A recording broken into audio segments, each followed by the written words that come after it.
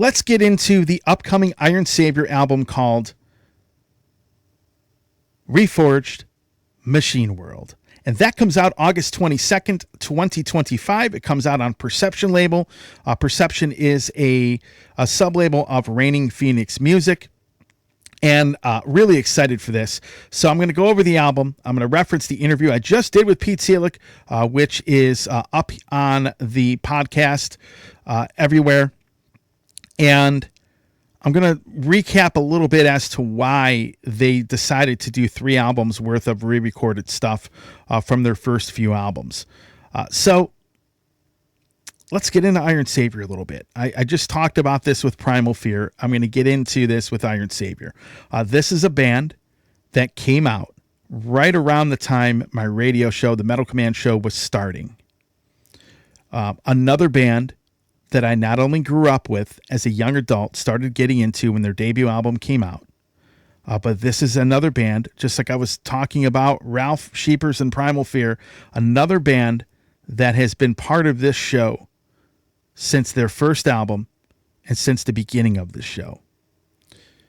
And I grew up listening to a lot of these songs that were re-recorded.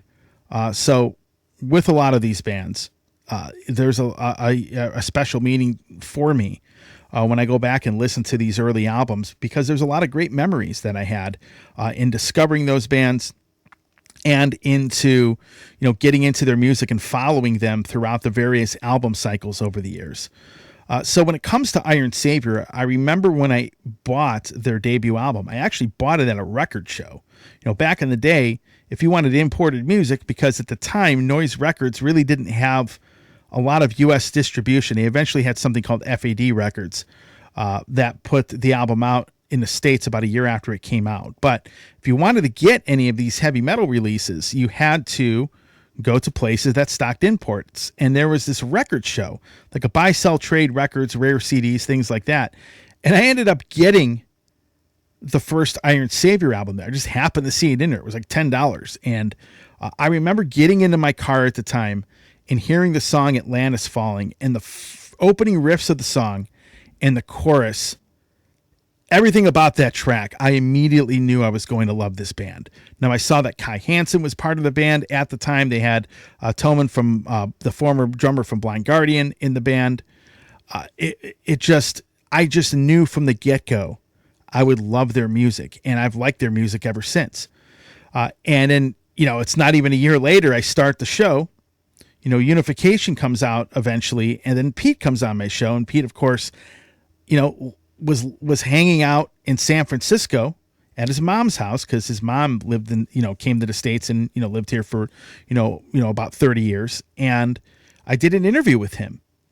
And he told me the whole story of the Iron Savior concept. It was, it was a ship that people discovered that had been lying kind of dormant on Earth for many, many years. And it was just a fascinating thing to talk to people like him in the very beginning, because that was also the time we had like this resurgence of power metal. Gamma Ray was doing a lot of their stuff, Running Wild, Gravedigger, all these bands from Europe, Hammerfall. They were all like bringing the power metal thing was starting to make a comeback.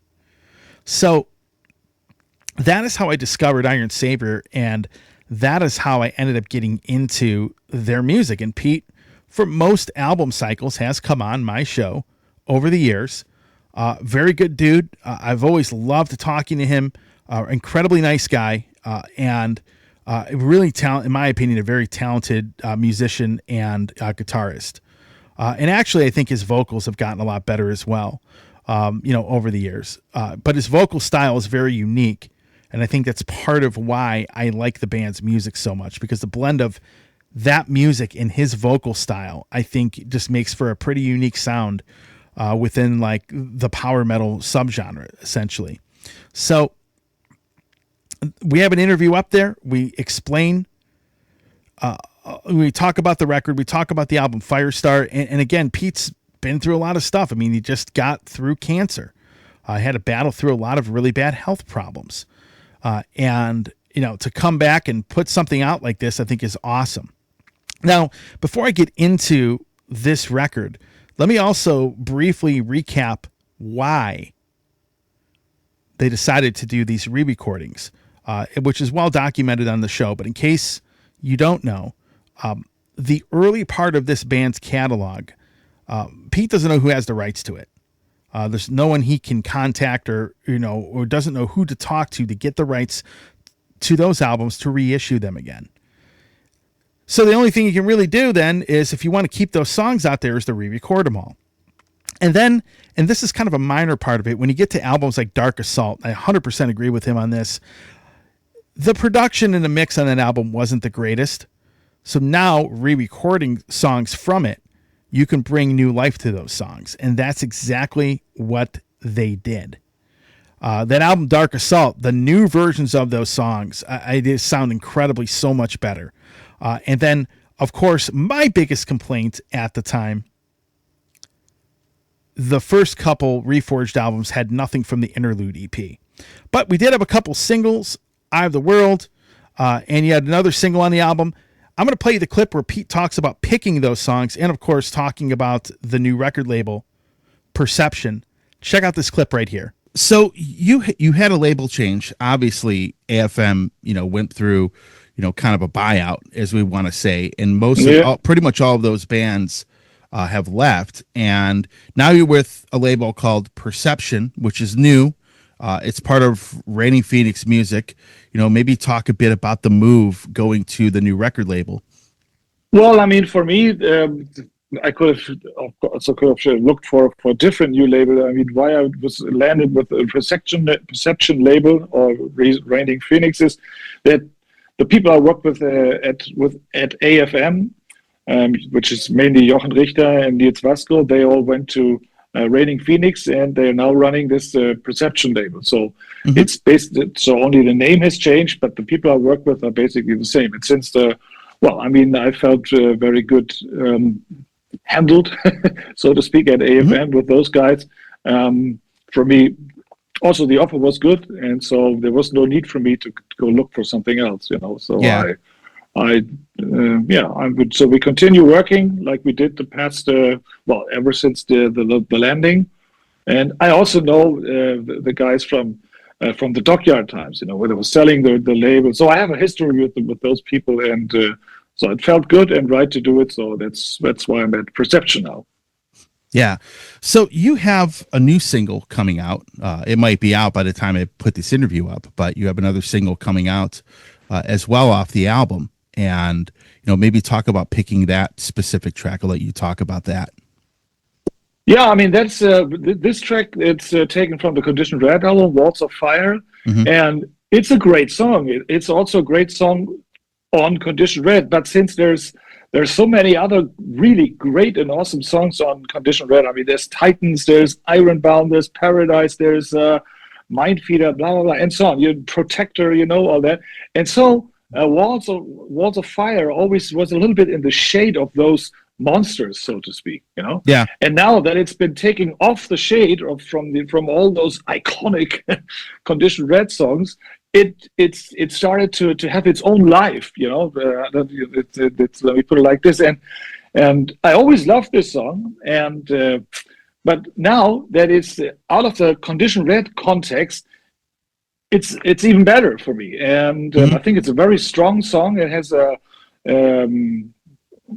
it's a really powerful song. Actually, we're already thinking of putting it into our live set, because it also would be great to perform this one live. Yeah, so that's why we picked Walls of Fire as the second single.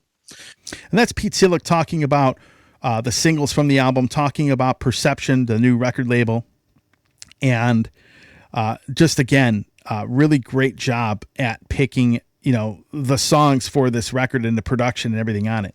Now, here's what I will say. The Interlude EP was a big thing for me. So for those of you that need a little bit of a history lesson, that EP had, I believe, 5 studio tracks. It had 4 original songs and an amazing cover of Desert Plains by Judas Priest, which is probably my favorite cover of that song that anybody's done. And then you had some live tracks from the band, playing live. That EP came out right after Unification did, and before Dark Assault. When I heard the songs in that EP, Touching a Rainbow, Hatchet of War, Stone Cold, all those tracks on that, Contortions of Time, all those tracks I thought were absolutely phenomenal. They really, and even today, for me, they still hold up. Now, there is one of those tracks he did not, aside from the cover, there was one of those studio tracks he did not put on this upcoming Reforged album. That would be the song Hatchet of War, which is actually one of my favorite Iron Savior songs. However, Pete had his reasoning for not putting it on there. This is from the interview we just did where he talks about that. Check it out. But you did leave off Hatchet of War. That's the only complaint that I can give you. Yeah, no, Hatchet of War. When I listened back to the song after so many years, and I keep listening to it, it just didn't touch me anymore. I thought, no, this song is just not cool enough to be re-recorded. Yeah. It can stay. I don't want to erase it, but putting work into it and trying to make this, because the song itself is just not good. I have to admit. I think the lyrics are ridiculous, and there is no way to fix the lyrics, and I cannot change the lyrics, and also the drum arrangement, and so then there was a lot of work to be done to this song to make it good, and I didn't feel like doing it. So I said, this is one song that I will not re-record, and the world will have to live with it. But this song is, but it's still there, and you can still listen to an interlude. But I didn't see it wasn't qualified for re-recording. So that's Pete Seelig talking about why Hatchet of War was not included on it. Now, there are a lot of you that like that song. I like that song a lot, but if you listen to that interview clip, he basically, his heart wasn't into really re-recording it. When he was listening to it, couldn't think of a way to really kind of bring that song out again. And so in that sense, I'm glad he didn't re-record it, because it probably would not have turned out well, especially if you're just really not feeling that song at the time. But the other tracks that he did, Stone Cold, Touching a Rainbow, Contortions of Time, I love those versions of those tracks, and I actually like them better than the original versions of them, both from a production standpoint. And another thing we pointed out in the interview, Pete's vocals are a lot better than they were back in those days. So he sings a little bit better. Some of the vocal harmonies were brought out more, especially the song Stone Cold. So I think they improved quite a bit. And the other interesting part of this album is listening to him sing a song like Break It Up, which was originally sung by Kai Hansen. That was on the actual first self-titled album. It's a lot like when he sang the song Watcher in the Sky, which was a song that appeared both on an Iron Savior and a Gamma Ray album. And again, Kai was singing that song originally. So hearing Pete do some of these songs that were done by other singers, had been singing on these other albums, hearing that is kind of interesting, to hear his rendition and his version of the song. So overall, going to be honest, as always, as far as re-recordings go, I think this is one of the few times where there are drastic improvements on a lot of these songs compared to the originals. I just like the way that they're recorded. There's definitely some minor differences in how they sound. The approach is a little bit different for a lot of them. Anything that was off of the Dark Assault album saw a drastic improvement. And overall, again, 10 out of 10 for these guys, because re-recorded stuff is not easy. People might think, oh, you play those songs all the time, but re-recording them and adding new life to tracks, especially ones that really needed that to happen, like stuff like off of Dark Assault, for example, it's not an easy thing to do. And then you always have to deal with people that are mad that, oh, I like the original better. But in this case, I would say with a lot of these songs, I like the new versions better. There are obviously stuff from the first couple albums. I like the originals better. But again, the other versions are very, very good as well. And some of the revisions, which are very minor, like, you have better vocal harmonies. Maybe you hear something in the song you didn't hear before that was always there or wasn't as prominent. I think that is what's cool about these Reforged albums. So that's pretty much where I stand on it. Now, I will say this for the review. I mentioned Hatchet of War. I'll leave this as my last statement here. It would be very, very cool to hear that maybe in the future, if Pete decides to record it as like a bonus track on like a future Iron Savior album, maybe the one that comes out next year or so. But that's a pipe dream for me. It may happen, it may not, but it has to happen for the right reason. I think that he'd have to really want to do it, because then it'll sound good.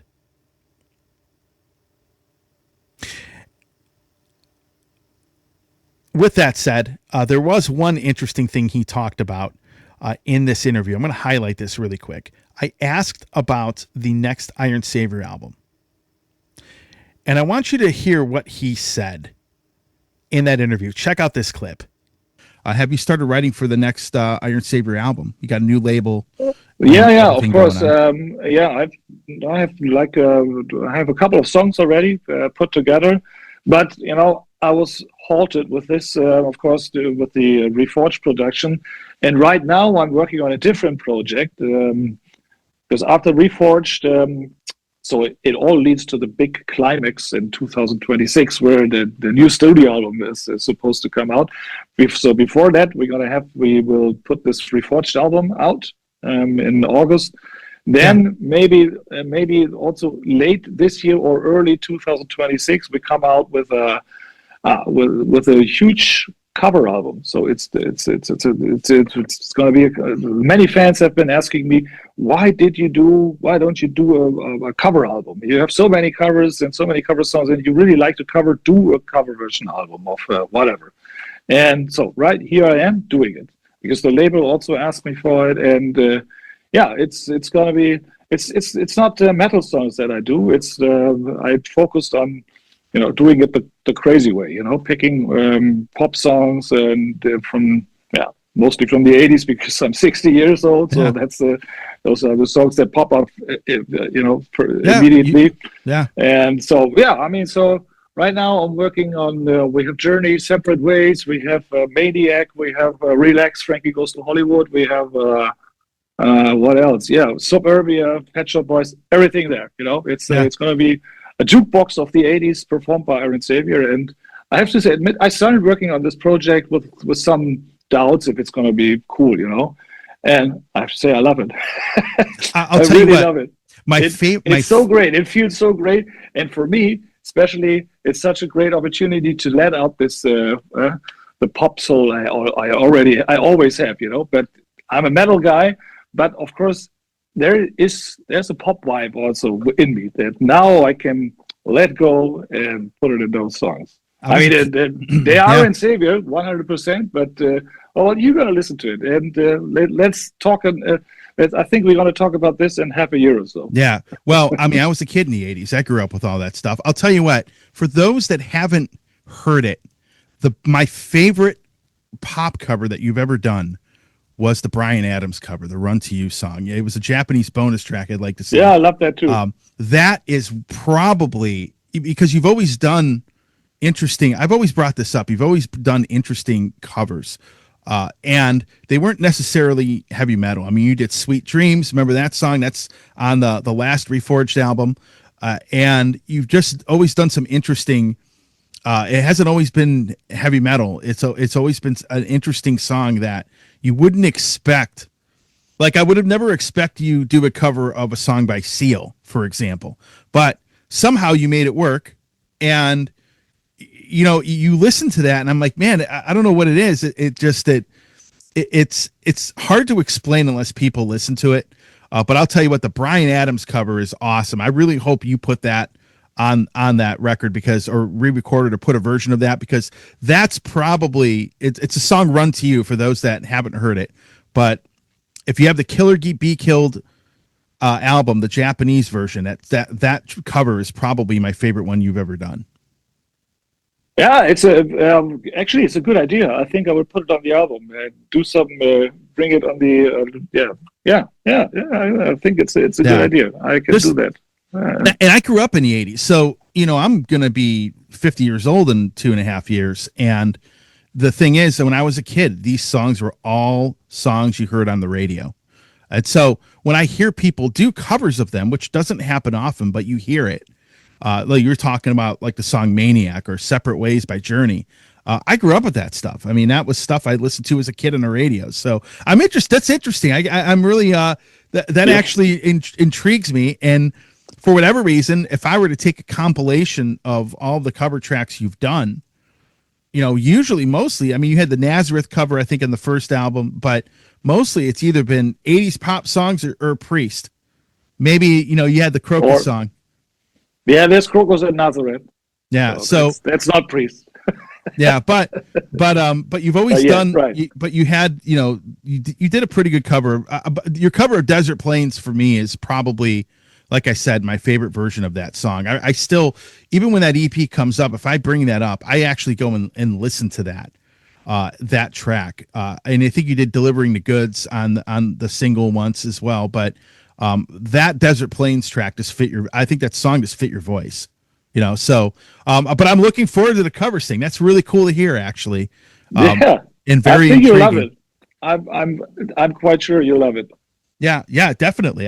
You got to keep us posted on that one as well. So, but yeah, I'm really, really excited to see some of these songs in this last album see the light of day as well. But I'm looking forward to that covers thing. It's interesting, isn't it? He has a few songs written, but he's looking to do a covers record. And I think that's going to be interesting because the songs here he is going to pick, most of them will not be heavy metal songs. The one thing about Iron Savior, they've always done interesting covers, which weren't always covers of heavy metal bands. Yeah, you have the Crocus cover. They did some Judas Priest covers. But doing like a Bryan Adams song, for example, and making a heavy metal version of it is cool. So it'll be interesting if he, when he does an album like that, what it sounds like, because I think they are one of the few bands out there that actually make those songs sound good as heavy metal covers. So, as heavy metal songs. With that said, great record. I'll put a pre-order link in the show notes for you to pre-order the upcoming Iron Savior album. And I'm really looking forward to getting my physical copies, especially the copy in vinyl, which is going to be that really cool, like deep blue color. So that's where I'm at. 10 out of 10. I think a lot of these songs found a lot of new life. And I'm really excited for this thing to come out in the future of what Pete does with Iron Savior down the road here. Hey everybody, Tony here from the Metal Command podcast. Again, I appreciate your support. Since 1998, I have hosted this show in one form or another, starting off in radio and now in the podcast format. Again, thanks for watching. And if you like what you see and hear on this show, by all means, please hit the subscribe button, hit the little bell to be notified anytime I do post a video. And if you see this program on any other form of social media, please give me a follow there. Again, I always appreciate your support.